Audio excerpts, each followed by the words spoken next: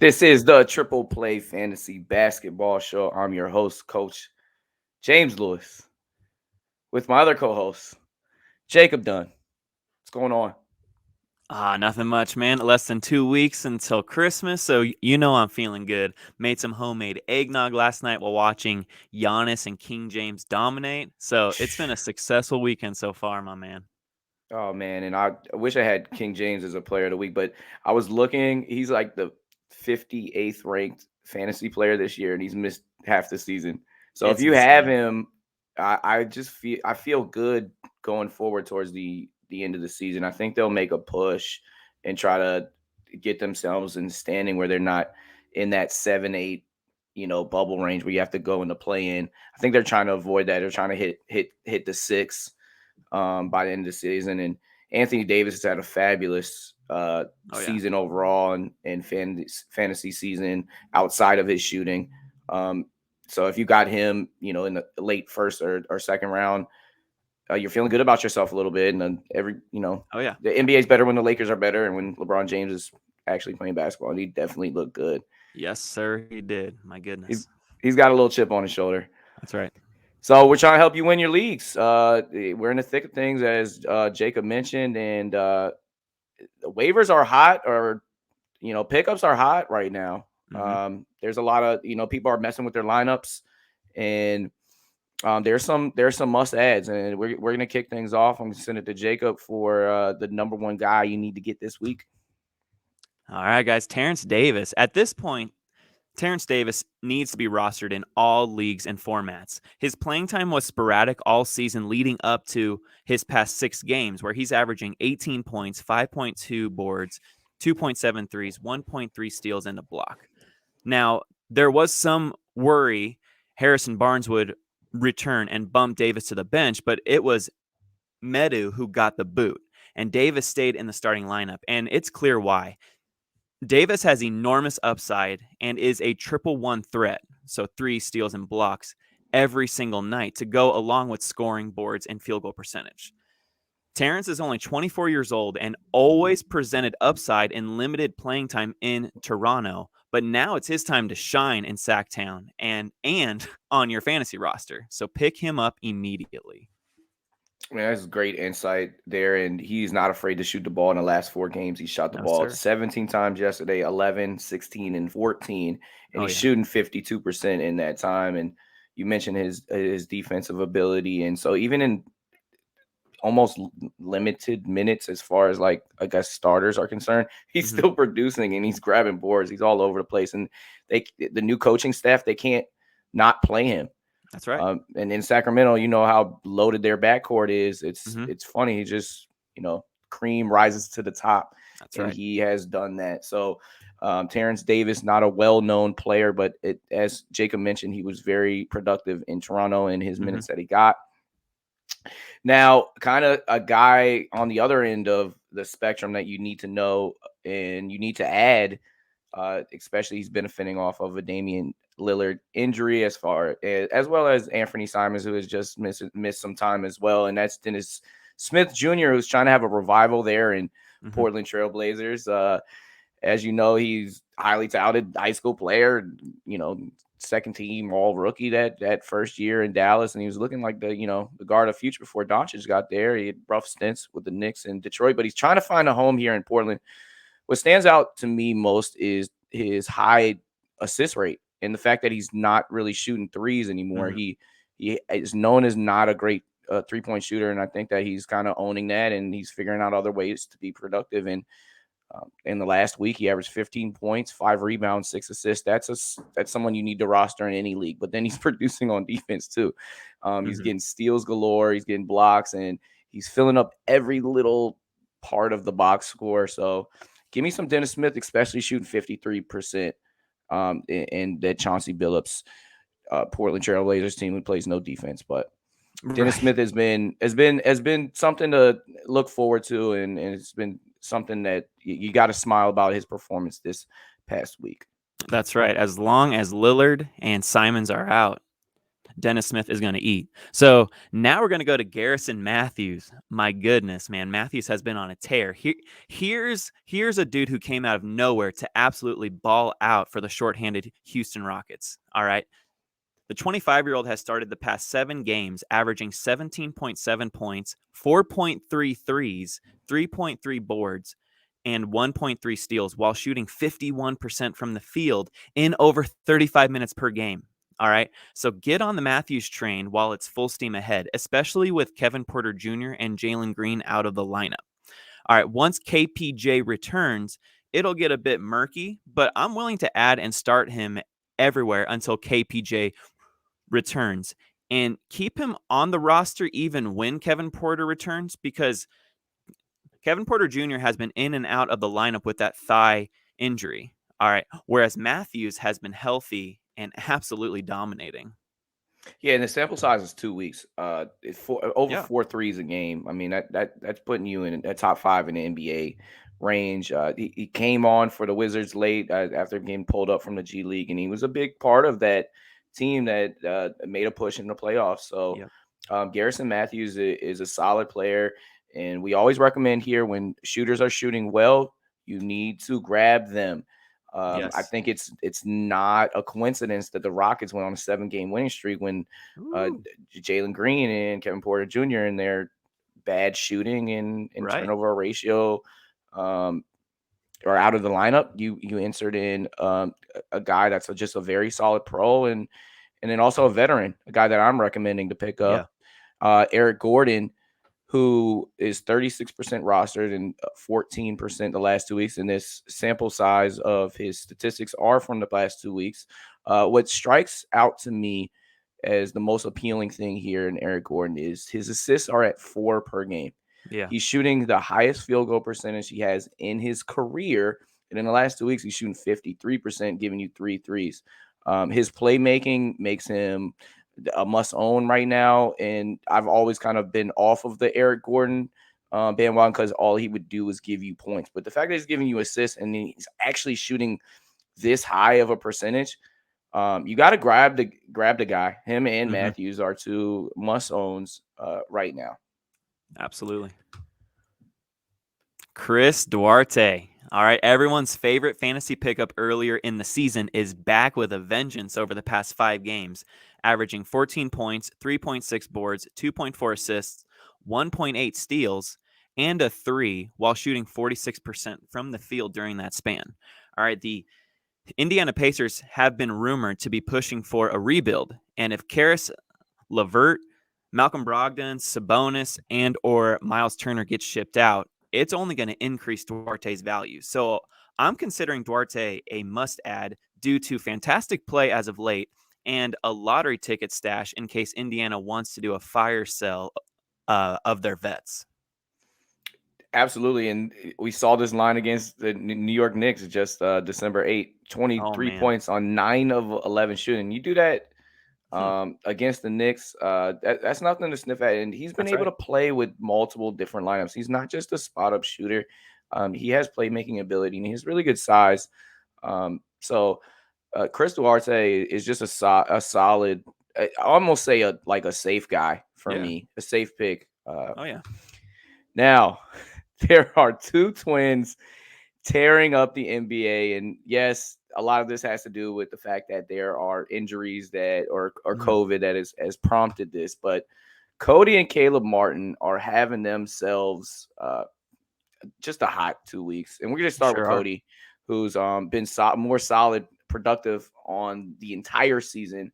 Hmm. And he is 38% roster, 25% last week. He's averaging 16 points, 6 rebounds, 4 assists in that span, shooting over 50% from the field, giving you 2 steals and a block. That's checking all of the Yep. dots on the list. And yes, the COVID Hornets are still going to miss some time this week. So he's Yeah. a must own for at least this following week. Uh, Yes. is twin brother, and if you have them standing next to each other, it's very hard to tell the difference. Caleb Martin, and both of them are shooting guard, small forward eligible. They do similar things, but yes, they are different players.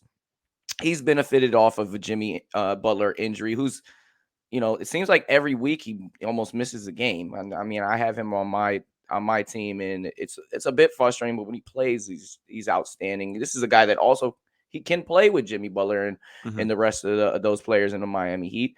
But he put his team on the back against Milwaukee. He had 28 points, 9 of 12 shooting, 8 rebounds, 3 assists, 6 3-pointers made. So Caleb is the better shooter of the two, but Cody can still knock him down.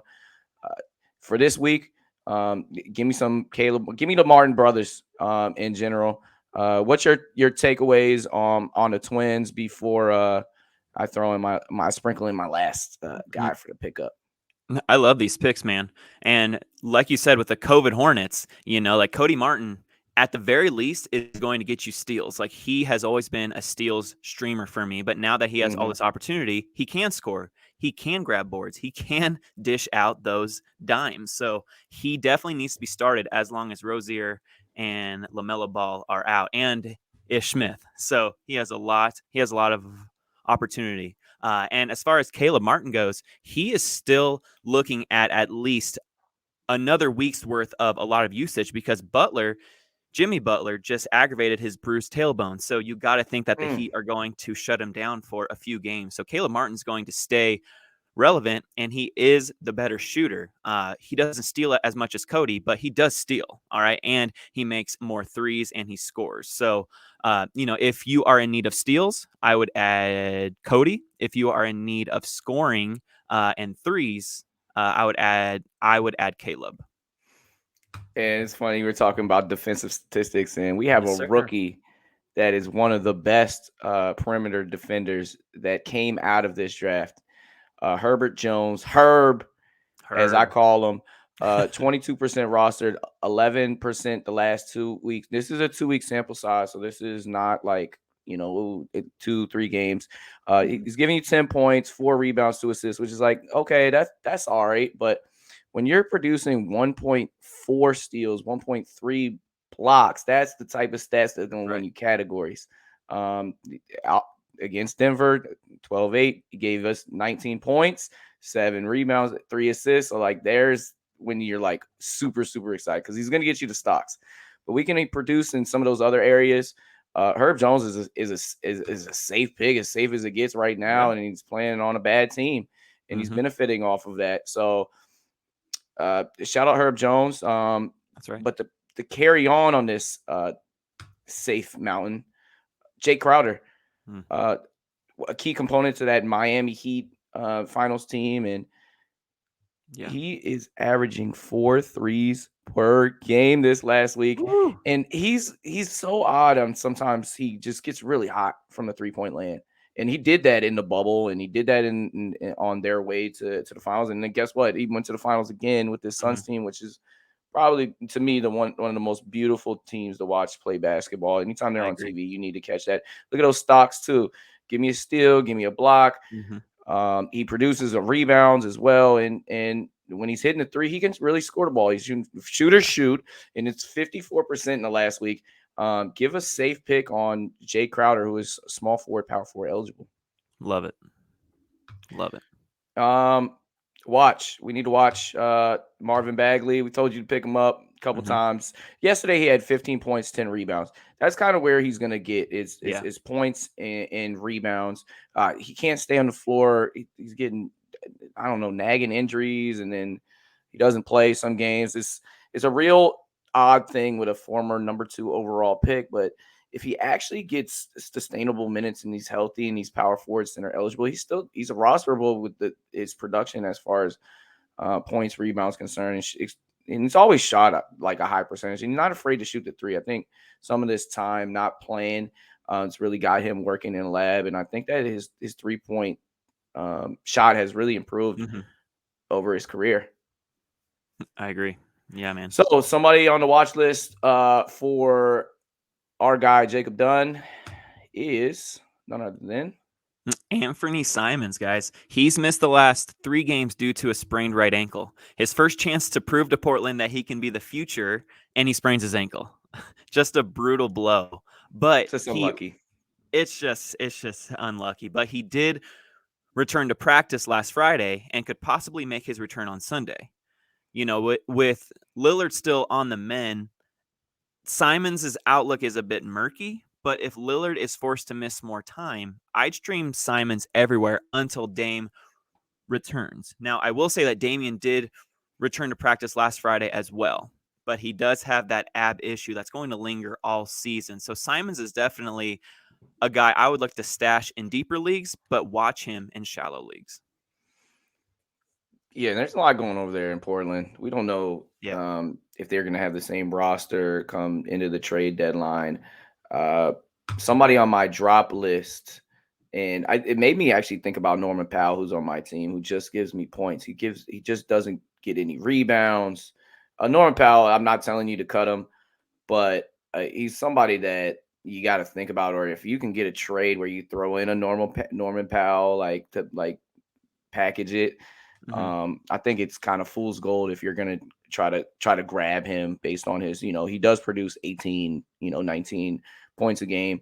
But Norman Powell's not I have him on my team and I'm like, I don't know what to do with this guy. I'm definitely not going to get him next year. He just doesn't produce over category. And then we're talking about categories league. Yeah. And so it's really tough because I really like this guy. And what he was doing for the Hornets a couple years ago was surely incredible. 74% roster, Devontae Graham. Mm-hmm. He's been cut, 2% last week. He's in the last week's stats, and this is similar to the season stats, like 10. It's more like 13, 3 rebounds, 4 assists. You like those assists, but the field goal percentage. I just cut him in one of my leagues, and it's 11 cat league, and I've been winning 8-3. But this week I'm up 10-1. I don't think that it's a coincidence. Yes, Right. the 3.3 threes, he gets you a steal.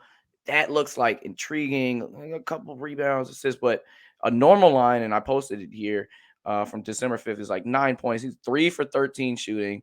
Like that crushes you. Yeah, he gets you three Right. threes, but he shoots, 10 of them in a game. Right. So Devontae Graham, if you're, somebody's coming off injury or you're really trying to plug a position, if there's, a Terence Davis, I think those guys are just more productive Oh, yeah. right now. And I think you're better off getting rid of a guy that, shoots 30%.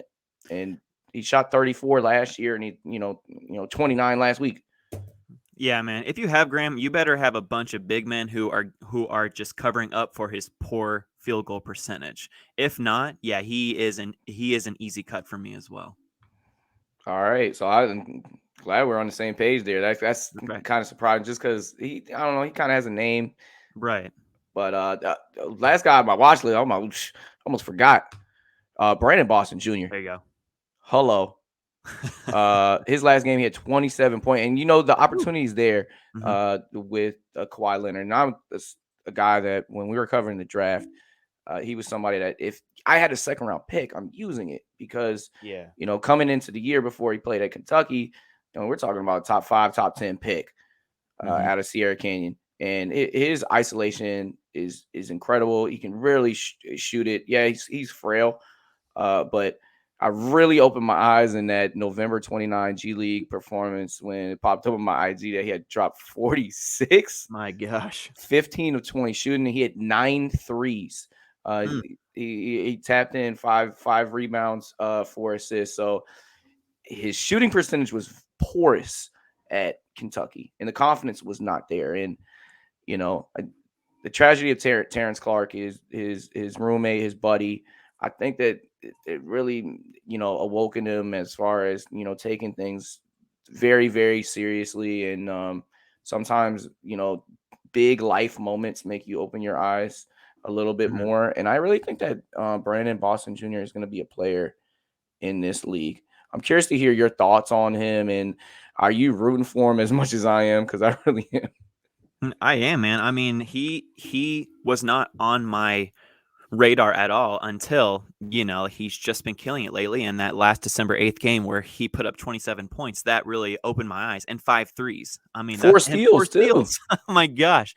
Absolutely, my man. So he's definitely a deep league ad for me. And, if you are in a shallow league, definitely put him on your watch list. Watch this man. Absolutely, because he goes another game where he's 15 to 20 range. I think you really got to give him a strong look, especially with Nick Batum just came back. He just didn't look his Yeah. normal self. Yeah, and also Paul George is injured. He should return soon, but there isn't like a clear timetable, so he's definitely worth a look for sure. Speaking of injuries, you have some injuries of note. I do, man. We're going to go back to Damian Lillard. All right, Lillard had a cortisone injection in his abdomen last week and could return on Sunday. All right, it was reported though that Dame Time has been battling pain in his abs over the past few years, which is very concerning. Hopefully that cortisone shot helped Lillard, but I'm concerned the rest of the season for him. If you roster Lillard, I'd be hoping that he returns soon and balls out, then sell him immediately. That's all I got to say. What do you think about that, James? Man, I just love Dame, and I just thought he was just going to break out this funk. And it's just an unlucky season where it's not nearly the same thing, but it reminds me a little bit of Karl Anthony Towns last year. It was just his luck was not on his side last season, and yeah, I would sell. I'd get out on Dame, and I know people are talking about picking him because he's got to come back for a late season surge, but I wouldn't put my eggs in that basket unless I'm sitting there at like 5-6 in my standing. If I'm near the top, I'm not making that move because that could be a downgrade. Joe Harris out for the season. That's a bummer. That's huge. I saw Cam Thomas getting some minutes though. He should be on the top of your watch list because he's just a bucket getter supreme, and if he's going to get minutes, if Steve Nash and KD and those guys are out there believing in him and gets time, he finished the game yesterday. Cam Thomas is a guy on a watch list. I don't have a graphic for him, but watch that guy. He averaged 25 a game last year in college, and he's Oak Hill's all-time leading scorer. So with the likes of Carmelo Anthony, like, are you kidding me? So that he's somebody that I would watch. As far as games concerned, teams with 2, Thunder. So stay away from Thunder guys this week. If you had Shea, just understand it might not be the best week for you. Jeremiah Robinson Earl, that might mean that you might have to cut him. Yeah. Because he's only got 2 and he's already a bubble fringe, own roster role guy. So he might be the guy on that cut list. I'd be fine dropping him. Exactly. Sometimes you just got to go with the teams that have games. Now, the Warriors, the Suns, and the Raptors both have Monday and Tuesday games. So if you have extra pickups on your Sunday team, that might be a direction for you to go with. Maybe go get a Warrior. Maybe get Jae Crowder if he's sitting there for a couple games. Maybe get Precious Achiuwa, who's still rebounding at a high rate over there. In Toronto. I did got to get a mensch on these players of the week because we're setting records, and I know we talk about fringe people that are free agents, but the stars of our NBA still need a shout out. Giannis just broke the Milwaukee Bucks all-time leading blocks category, and he just put a prolific stat line. 41 points, 17 rebounds, 5 assists, 3 3-pointers made, and 5 stocks. He is the number 1 fantasy player. In the NBA. Oh my goodness, man. He was my number 1 going into this season, especially in points league. And he got me almost 80 fantasy points last night in a standard points league. I mean, oh my gosh, I love rostering him. So much fun. Isn't it? Especially when he falls in your lap at like pick 5. I don't know what everybody was thinking. He's the center eligible. And of course, this line is against Houston. It says LA, but yeah, this is of course against the Rockets. And Christian Wood is benefiting big time without the Jalen Green, Kevin Porter Jr. I saw you can see it on the court. Like they just don't vibe. So I'm glad that for Christian Wood, as a Christian Wood owner, I'm very excited with that. Those guys aren't playing now because he is eating. And we got a guy, Wardell, Steph Curry. Wardell is his first name? Yeah. How did I not know that? Yeah, he's named after his daddy, Del Curry. Oh, Dell. Yeah. I didn't know that Dell was short for Wardell. Wardell Curry. That's awesome. I know it's funny. Like I saw some guy on IG and he's like, these are these guys' actual names. Funny. Like Bam Adebayo. His name is Femi Something weird. Yeah, Dries. And I saw it in the Olympics the first time. I'm like, man, okay. that's funny. So here we are. Wardell, Steph Curry, he's about to break the record, and he's gonna do it against Oh, his yeah. brother. Dad's gonna be there. It's gonna be a beautiful moment. So you got to catch that on ABC. That's awesome. And I just throw in a chill line from this week. Yeah, 31 points on 15 and 19 shots, 7 assists, 7 Oh, threes. He played 31 minutes against Orlando. He is your second-rate fantasy player, and the Warriors, of course, are just must-see TV anytime they get on. And Steph Curry's still in his prime. He's gonna just shatter this record completely. 100%, So man. And they never call fouls on him. Like, he needs to go to the free throw line more, but they refuse to blow the whistle when he gets knocked down after every three. But hey, man, he's still getting it done. Like you said, a chill line is like a monstrous line for anyone else. I mean, like Curry, Wardell is just on another level, man. on a buzzer, you got any other guys you had on the watch? I forgot Yeah. to mention a couple. Yeah, man, super quick. O'Shea Brissett of the Pacers. This is like a deep league watch. But if the Pacers decide to fire sell all their vets, Brissett has proven last year when he started the last 16 games, I mean, he averaged 13 points, 7 boards, 2 threes, a steal, and 1.2 blocks. I mean, he would be a league winner if they ship out Turner and or Sabonis. So keep your eye out on O'Shea Brissett. And another guy is Rui I just wanted Hachimura. I Go wanted ahead. to mention before you talk about Rui O'Shea last year. It was Turner that went down, and he Right. helped win me my fantasy championship Woo! picking up at the end of the year. So Yeah, man. shout out O'Shea, and yeah, that is interesting because it finally looks like Indiana Pacers are going to shake it up a little bit Right. and look to maybe rebuild. 100%, man. And then the other guy is Rui Hachimura. All right. The latest reports is that Rui is traveling with the Wizards on the upcoming road trip and hopes to participate in contact practices and 5-on-5. So his return is imminent, and he is always good for those points, boards, and field goal percentage with a little bit of everything else sprinkled in, and, he only has Denny Asvia. Avdija. Okay. Thank you. Thank you so much. And Davis Bertans to actually compete for minutes. So he should see minutes right out of the gate, and they should progress as the season goes on. So I would definitely put him on your watch list and maybe add him because it sounds like he is returning and he is available in 80% of Yahoo leagues. Yeah, and he's a chill own. He is. 13-5, shoots decent percentage. I think at first I was worried because the Wizards have been doing so well this year, Right. but I'm intrigued to kind of see if he can bring some breath of fresh air. He's definitely an aggressive, energetic player, and I'm hoping that Yeah. he brings a spark because the Wizards have been struggling a little bit lately after making their way to first place in the Eastern Conference. So Right. let's Crazy. get Rui back. I'm ready to see him. I mean, he's a former lottery pick, and Heck yeah. week 9, it's exciting. Let's go, man. Um, Cheers. this is a good one, my friend. And I will see you next week. Again, this is Triple Play Fantasy Basketball. Please follow our pod, our YouTube channel, and we'll be bringing it the heat every week.